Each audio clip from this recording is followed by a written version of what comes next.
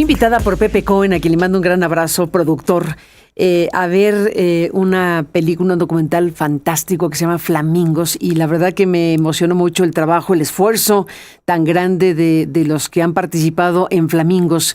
Ya se hizo la premier de Flamingos con una voz espléndida de Julieta Venegas y una dirección de Lorenzo Hagerman que es realmente impecable. Yo le aprecio mucho a Lorenzo que esté aquí para hablar de Flamingos porque está a punto de estar ya en cartelera esta misma semana. Bienvenido al programa, Lorenzo. Gracias por estar aquí. Ay, muchísimas gracias, Carmen. Encantado de estar aquí. Un gran gusto verte y felicitarte a ti y a todo el equipo que han hecho posible Flamingos porque es un trabajo, bueno, es Flamingos, la vida después del meteorito. Sí, así es. No, es un trabajo de casi 10 años, ¿no? Sí, o sea, se fue el tiempo rapidísimo. ¿De qué va? Cuéntame. Pues es muchas cosas al mismo tiempo. Es un ejercicio de observación de la naturaleza. Obviamente hablamos del ciclo natural, de la vida privada de los flamencos de Yucatán, que yo antes de empezar este proyecto estaba acostumbrado a verlos en charcas y como que no se movían mucho, no sabía nada. Uh-huh. Y después de hacer esta película, sí te das cuenta de que llevan una vida muy intensa, muy frágil, muy vulnerable y muy social también. Son seres muy sociales. Entonces, y este ejercicio de observar la naturaleza también muchas veces te lleva a observarte a ti mismo. Entonces, la película experimenta también un poco con eso, ¿no? Que yo no sabía nada y a través de estar observando día tras día, horas tras horas tras horas, terminas por empezar a predecir lo que va a ser el flamenco, entender cuáles son sus miedos o sus momentos más cómodos o cuando está cansado. Te metes un poco como a la mente del flamenco y eso a mí me fascinó y fue cuando yo dije, de esto sí se puede hacer una película y creo que es un espectáculo. Es sublime.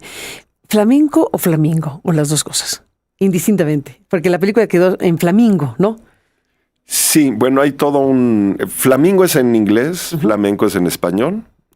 En México hemos adoptado el anglicismo como suéter, decimos, o como tenemos muchas palabras, sobre todo en el mundo tecnológico, en inglés.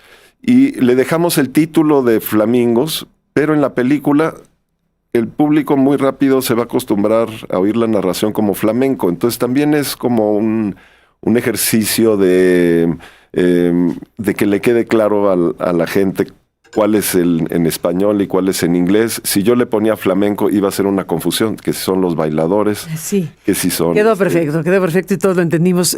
¿Cómo empezó todo al final de cuentas? Una película así, un documental así, ¿dónde viene la idea de origen? ¿Cómo detonó todo? Mira, todo empezó con el interés de la Universidad de Cornell, el laboratorio de ornitología, que es el laboratorio líder de estudio de aves en el mundo, y que su objetivo primordial es educación y conservación, y tienen el archivo más grande de naturaleza. No producen programas de televisión, no producen películas, pero tienen el archivo más grande sobre todo de aves. Hay especies ya extintas en esa biblioteca. Ellos tenían el interés de hacer el registro de los flamencos y junto con las organizaciones que monitorean y que han puesto el esfuerzo de monitorear y conservar a los flamencos en la península de Yucatán, me llamaron para que fuera a hacer un registro de un periodo de la vida natural de los flamencos. Y fue amor a primera vista. O sea, los biólogos me explicaron muy brevemente el contexto de lo que yo iba a ver. Me dejaron ahí, 14 horas después fueron a recogerme. De hecho, la primera vez fui con José Cohen, íbamos los dos, y era muy impresionante porque con muy poca información entendías perfectamente lo que estaba pasando a tu alrededor. Y usando los protocolos correctos de no intervención, digamos, de los procesos naturales, estar bien escondido, bien camuflajeado y pasar desapercibido, sí podía ver que se podía contar una historia y que cada uno era casi como un personaje de una película. Este periodo como de ensayo fueron, pues no sé, como 2 a lo mejor sesiones de grabación, y luego vino el reto más grande, que era convencer a Cornell de hacer una película, para lo cual mis coproductores, o sea, La Vaca Independiente y Cactus, me ayudaron muchísimo, porque yo no soy científico, no soy biólogo, no soy especialista, y con muy buenas razones Cornell decía, pero ¿cómo le vas a hacer para hacerlo? ¿Cómo le vas a hacer? Oye, se me acaba el tiempo, pero te propongo una cosa, porque nos estás contando una historia fantástica. Te propongo que te quedes aquí, que retomemos el hilo después de este resumen de noticias que tenemos que presentar para terminar el programa, y sigamos conversando para presentar una segunda parte de esta conversación contigo, entendiendo que la premier ya está, bueno, ya se hizo, pero que estás en cartelera el 26, ¿cierto? Sí, el jueves, este jueves. Este jueves. Déjame que nos despidamos y seguimos platicando para mañana presentar la segunda parte. Bueno, pues gracias, Lorenzo, por estar aquí. Y bueno, vamos a un resumen de noticias y ya le contamos más el día de mañana sobre esta muy importante tarea. Al final de cuentas, estamos hablando de un esfuerzo muy grande de muchas personas, de la idea y de la idea realizada finalmente para poder conocer lo que significa esta especie de flamingos o flamencos, y bueno, todo lo que involucra un trabajo documental como este tan grande. Déjeme contarle mañana los detalles que no serán contados hoy, y el tráiler mañana lo presentamos para que usted lo tenga en su radar y pueda ir al cine a partir del próximo jueves. Gracias por estar aquí, un abrazo y hasta mañana. Lo dejamos con este resumen final. Estamos en la segunda parte de la conversación que sostuvimos en primera ocasión en vivo con Lorenzo Hagerman, y ahora estamos conversando en esta segunda parte, para retomar el hilo con él, sobre esta película, este documental narrado por Julieta Venegas, que se llama Flamingos, la vida después del meteorito. La premier no tuvo alfombra roja, sino alfombra rosa. Obviamente, una alfombra rosa para celebrar este documental. El 26 de marzo tendrá pues ya su lanzamiento en cartelera con el sello Pimienta Films. Y bueno, pues este documental, nos lo estabas contando, Lorenzo, es un documental que se llevó casi 10 años en realizarse. De regreso contigo, gracias de nuevo por estar aquí.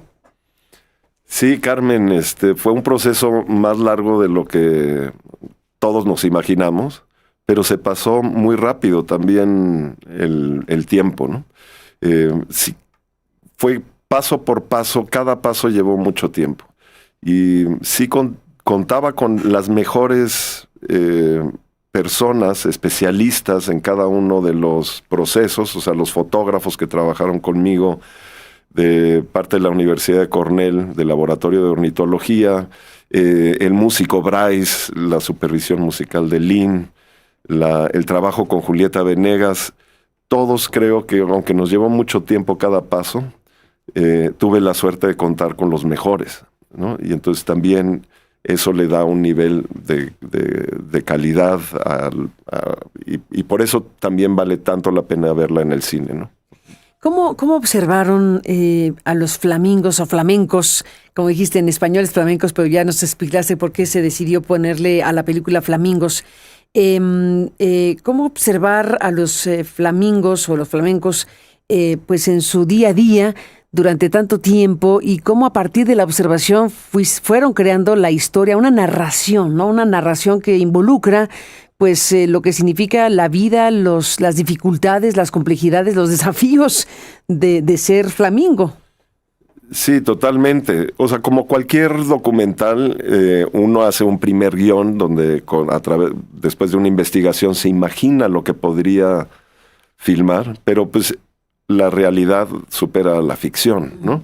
Y no es la excepción con Flamingos. O sea, estábamos preparados para el primer año de rodaje, y ya verán la película, no se las quiero spoilear, pero las cosas fueron muy diferentes como las que estaban en el guión, y hubo que esperar otro año, pero todo forma parte de una historia, porque es que las cosas no ocurran como uno quiere que ocurran, o que supone que van a pasar. La realidad dice, hey, no. Convierte a la historia en una historia más interesante, ¿no? Y como documentalista, pues siempre te tienes que estar adaptando. Ahora sí, la observación continua sí es como una especie de retiro. Y se pasa el tiempo muy rápido porque en la cabeza sí está, bueno, al menos yo estoy pensando todo el tiempo, si tengo esta toma, necesito esta otra. Empiezas a entender ellos su comportamiento, entonces puedes empezar a predecirlo. Y nunca dejas de ser un ser humano, entonces también tratas de ponerles sentimientos, tratas de ponerles estados de ánimo, frustración. Sí, seguro está frustrado. O sea, en la cabeza... Perdió su huevo, claro. Perdió su huevo y no tiene manos. ¿Cómo lo va a levantar? Sí. Si fuera yo, pues estaría muy fácil, pero él se queda viendo. ¿Le estará hablando al huevo o no le estará... lo está motivando? Sí, ves muchas escenas que quizás yo no puedo explicar científicamente por qué están ocurriendo, pero creo que sin ninguna explicación, simplemente visualmente, sí te narran momentos que son claves o que son dramáticos de la realidad. Estar viendo horas con un microscopio la vida silvestre es fascinante.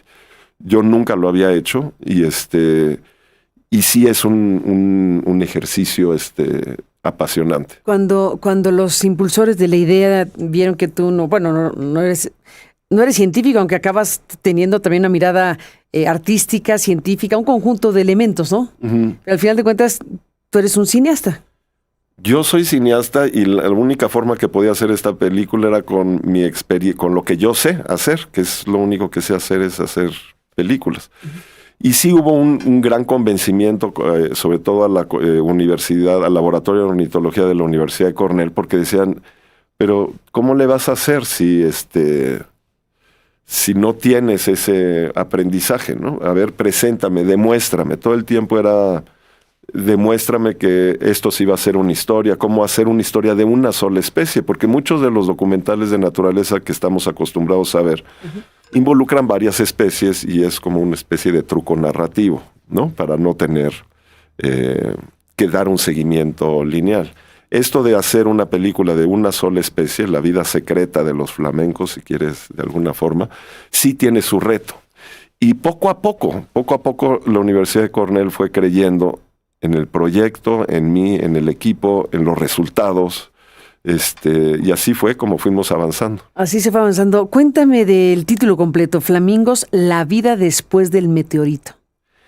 Sí, después de hacer de la filmación y de descubrir lo frágil que es la vida de un flamenco, pero por otro lado, cómo la resiliencia y cómo le ha hecho para que por millones de años haya sobrevivido, tiene que haber ahí una inteligencia o una habilidad para poder sobrevivir. O sea, si uno ve sus patitas flacas tan frágiles, y finalmente todas las aves son descendientes de los dinosaurios, son aquellos animales descendientes de los dinosaurios que tuvieron alguna habilidad, alguna cualidad de resistencia y pudieron sobrevivir al meteorito. Y desde el meteorito han seguido una estrategia para poder continuar. Uh-huh. Y no todos los años son iguales y no hay fórmulas en la ecuación. O sea, un año puede ser muy seco, otro una tormenta, un huracán, y se han tenido que adaptar a todos estos cambios y estas variantes. Entonces, de ahí. Y bueno, la gente que no lo sepa, es muy conocido que las últimas pruebas científicas apuntan a que el impacto del meteorito cayó en las costas de Yucatán, en el cráter de Chicxulub, porque encontraron un elemento que solo existe en ese cráter y que no hay en ningún otro lugar de la Tierra.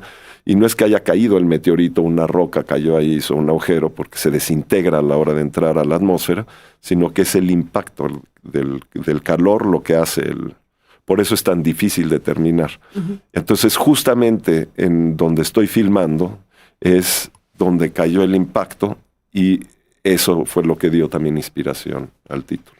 Ni más ni menos, y bueno, como dice la propia presentación, es una historia de supervivencia colectiva y un espectáculo estético sin precedentes, porque es impresionante, ¿no? Son miles, ¿cuántos miles veías todo el tiempo? Miles y miles de flamencos. Esa colonia que o sea, la primera colonia es una colonia muy complicada al principio de la historia, pero la colonia que se logra formar después, en ese momento era una de las más grandes que se habían formado, como que traían la energía del fracaso el año anterior, y fueron 38,000, o sea, 19,000 nidos, o sea, 38,000 individuos en edad reproductiva, más los más jóvenes que andan alrededor de la colonia y que no montaron un nido, ¿no? Entonces estamos hablando de alrededor de 40,000 individuos que se reúnen una vez al año, y no solo en Yucatán, es el flamenco caribeño. Hay colonias también en Cuba, en Bahamas, en Venezuela, en Colombia. Una de las más importantes es la de Yucatán. Y hay de todo tipo de tamaños, ¿no? Hay una colonia en las Galápagos de 80 flamencos caribeños que nadie sabe cómo llegaron del otro lado.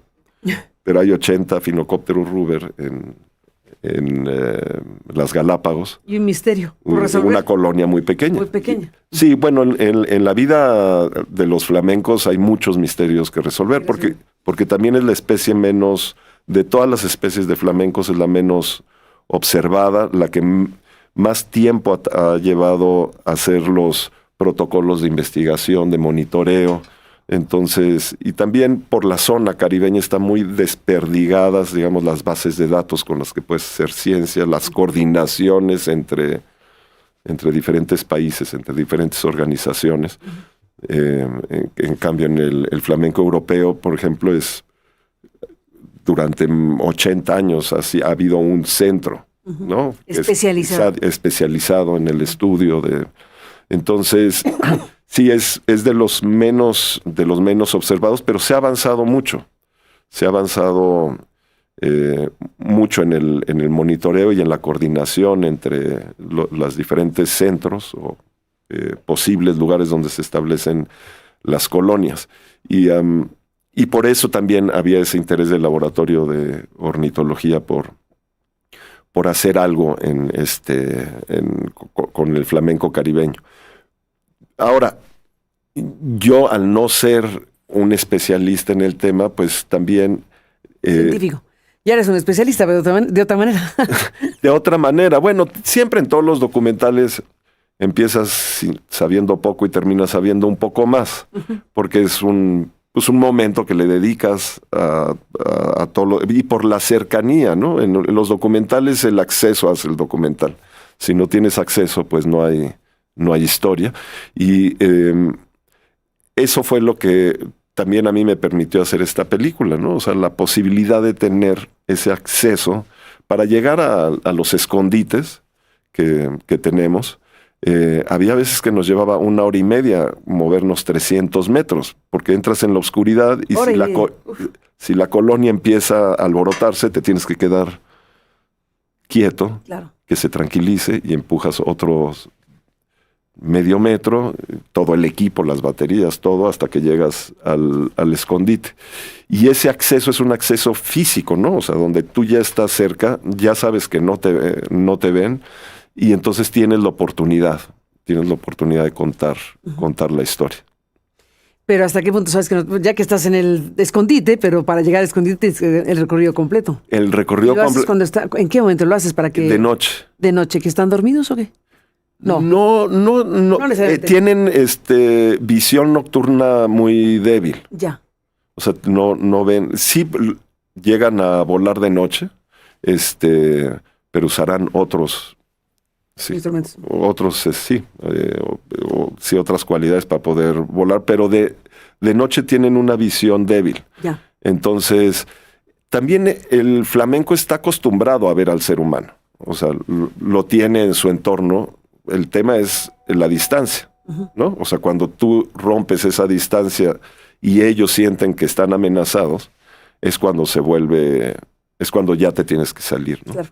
Entonces, mientras ellos, o sea, los escondites se construyeron antes de que llegaran los flamencos. O sea, desde que ellos llegan ya están los escondites. Entonces, no es algo que se está moviendo y se está acercando, sino desde que ellos llegan, pues ellos ven como un arbusto ahí, y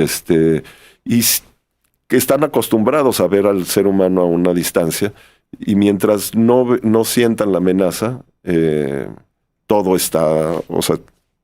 todo corre con tranquilidad, ¿no? Ahora, sí hay muchos depredadores, unos que son provocados por la vida humana, como los perros ferales, y otros que han estado ahí siempre, ¿no? Como los cocodrilos, el jaguarundi, que es una especie de jaguar muy particular de Yucatán, ocelotes, y otras aves. Hay aves que cazan los huevos, por ejemplo.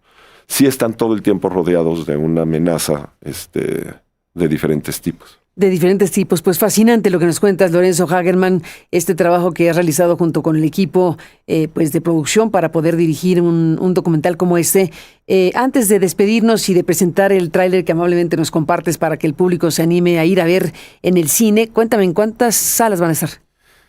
Vamos a estar en poco menos de 50 salas a nivel nacional. Lo que sí es importante saber es que 26, 27, 28 y 29 seguro va a estar, pero luego vienen unos blockbusters de Hollywood la siguiente semana que van a ejercer mucha presión sobre el documental. Entonces es la competencia tremenda para quedarse en cartelera, ¿no? Es una competencia tremenda. O sea, hay que ir sí. este fin de semana porque es cuando va a estar más accesible. Y sí vale la pena verla en la pantalla grande porque sí es un despliegue espectacular. Un despliegue espectacular. Y bueno, todo el trabajo sonoro también, ¿no? Que hicimos, sí es muy inmersivo dentro de la historia. Entonces vale mucho la pena ir y va a estar en el circuito comercial, las cadenas comerciales, más la Cineteca de Ciudad de México, Guadalajara, Monterrey, y el circuito independiente de salas que cada vez son más sólidas, con más experiencia y que son vitales también para la distribución Totalmente. En México, ¿no? Totalmente de acuerdo. Pues Lorenzo Hagerman, felicidades por Flamingos, La vida después del meteorito, a ti y a todo el equipo que hizo posible y a los que han colaborado en esto. La producción es de Pimienta, bueno, el sello es de Pimienta Films, de la... Sí, son los que distribuye Pimienta Films, y la coproducción es de Cactus, con la que yo he hecho todos mis documentales, el Laboratorio de Ornitología de Cornell, y La Vaca Independiente, que hace el labor de educación y preservación en la de Claudia Madrazo. La de Claudia Madrazo. Y Pepe Cohen de Cactus. Pepe Cohen y John Bauman de Cornell University, que tiene 20 años haciendo documentales de naturaleza. Bueno, trabajó para National Geographic y ahora dirige la producción del laboratorio de ornitología ahí en Ítaca, en Nueva York, en el estado de Nueva York. Sí, entre los tres hicimos este camino largo, y sí quiero agradecer a la misma laboratorio la paciencia llegó un punto donde me dijo, te seguimos.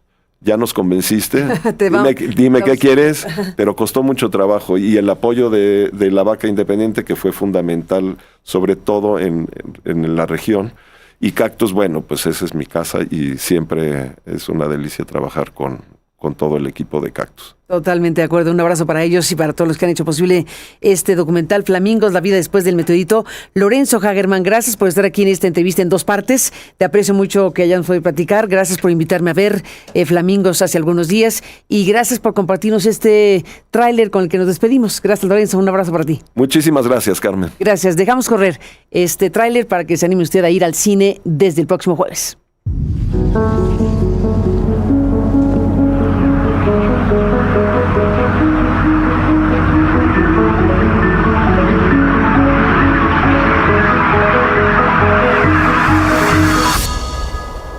Ser incontables para ser indestructibles.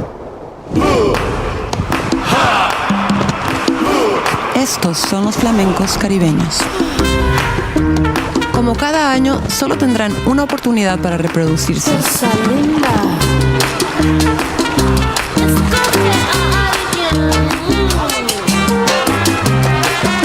urge encontrar una pareja, aunque esto signifique robársela del otro.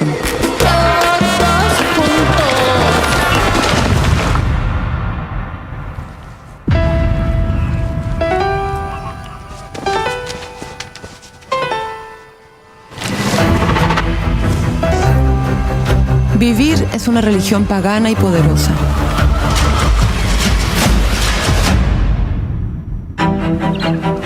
Sobrevivir es una ciencia exacta, minuciosa y agotadora.